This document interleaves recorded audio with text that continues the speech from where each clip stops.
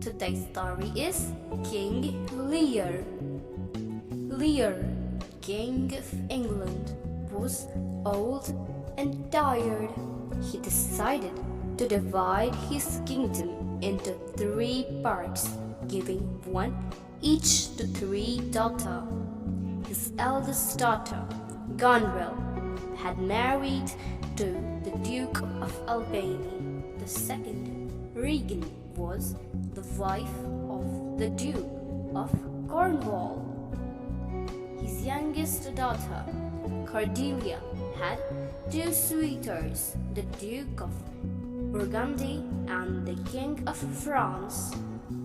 King Lear liked to be flattered a little, so he asked his daughter how much they loved him before he rewarded them.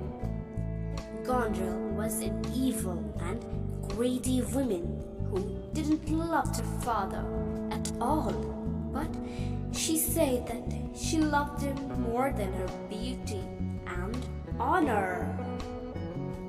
Regan, equally wicked, declared that she loves him more than her sister. King Lear turned to his favorite daughter, Cordelia, hoping she would say something even more special to please him, for he had kept the best part of the kingdom for her. But he was annoyed when she had nothing to say. She loved him as father, neither more nor less. "For I must love my husband too when I get married," she added. She was not flattered like her sisters.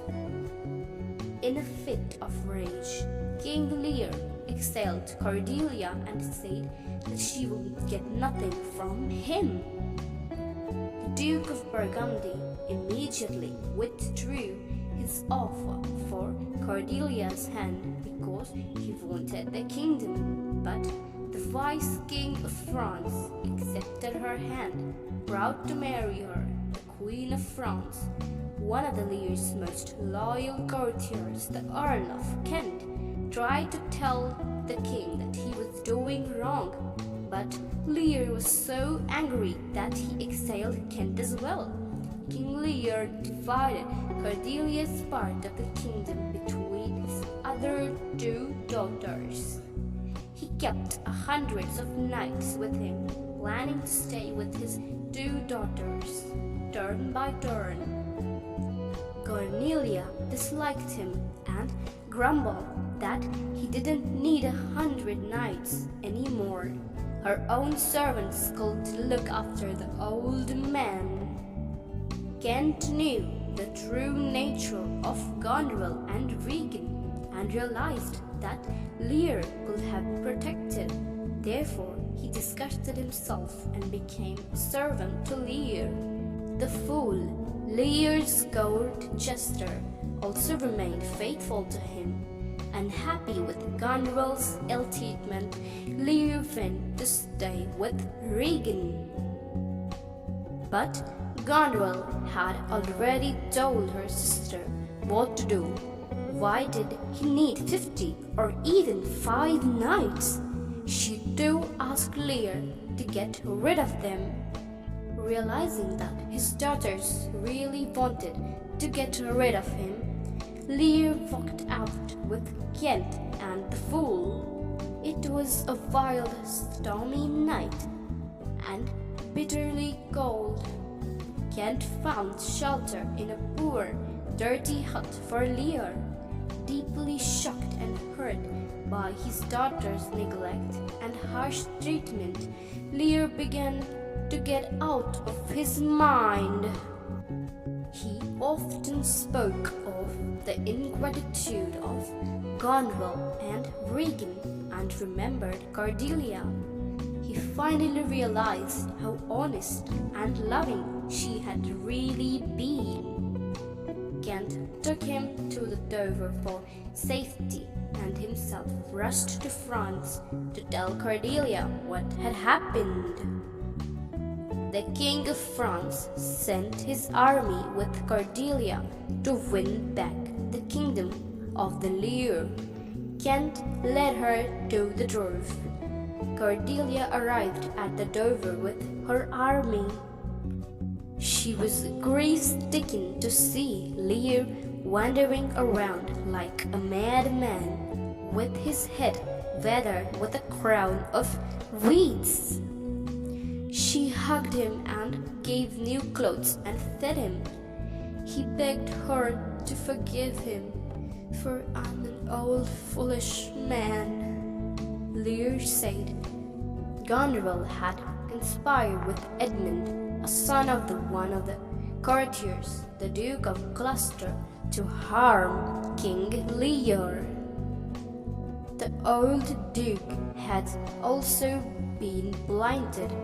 The old Duke of Gloucester was also suffering because the fearful cruelty of his ungrateful son.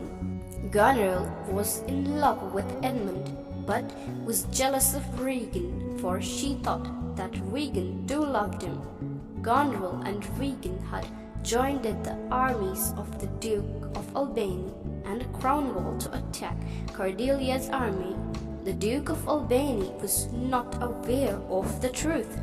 The sister had said that Cordelia was leading to the French army to conquer England. Their armies defeated the French force, and Cordelia and Lear were thrown into prison. Only then did the Duke of Albany get to know about the truth about his wife's wickedness. She, along with Regan's and the Dukes of Cornwall, had ill-treated Lear. Cordelia had came to restore her father to his rightful throne. Furious at the wickedness of Goneril, the Duke of Albany decided to punish her. But out of sheer fright, she drank poison and killed herself. But she made sure that she poisoned Regan too before she died, for she was jealous of her friendship with Edmund. King Lear was shocked to see his dead daughter, Goneril. Before dying, Goneril also ensured Cordelia was destroyed. She sent a messenger to the prisoner to execute Cordelia. King Lear had ill-knelt before his daughter and shouted her forgiveness for his folly and harshness, but he could not save poor Cordelia, who was killed. The fool too was executed. By the time the Duke of Albany's messengers arrived, Cordelia was dead. The King Lear carried her body to the Duke's camp. The old king was shattered, the old man, and his heart finally broken, and he died. The Earl of Kent revealed himself finally as he mourned for the great king and his courageous daughter, Cordelia. So the moral lesson we learn from this story is a person's action speaks louder than words. If you like my video, please like, share and subscribe my channel. Thanks for watching.